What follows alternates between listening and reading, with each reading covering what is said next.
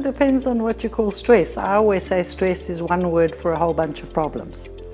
So once upon a time, my doctor said to me, "Oh, you're stressed." I said, "No, I'm not stressed." I always say stress is, are you overworked? Are you tired? Are you not thinking clearly? Are you bad at time management? What is it? So if you can identify your stress, then you can actually manage it better. So I think a top real estate agent, the number one thing is, of course, time management. And the nature of the beast of us is, of course, we just put off the worst tasks to last. So one thing I learned from one of my top agents is eat the frog first. So do that, what is really bothering you, first thing in the morning, and you will just have a brilliant day and feel like you've achieved a lot. Number two is really give your all to your clients. It is so important because what you get back is tenfold what you give.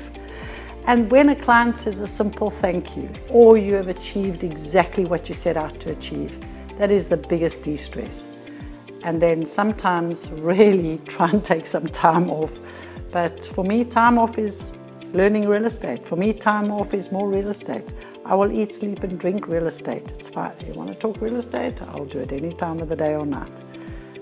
So I think your question is interesting because how do we de-stress?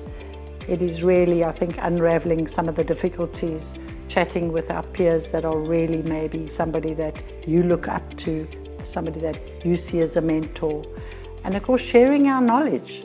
I think it's such a feel-good give back.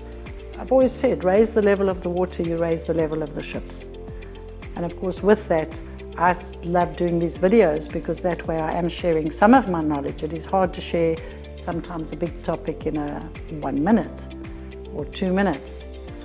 But it probably is, looking back, one of the things is self-achievement, knowing that you have done right and you've done it right.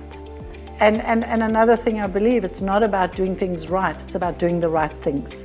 So step by step by step, if you just follow certain basic rules, looking back you will have eaten the elephant and you will feel so good.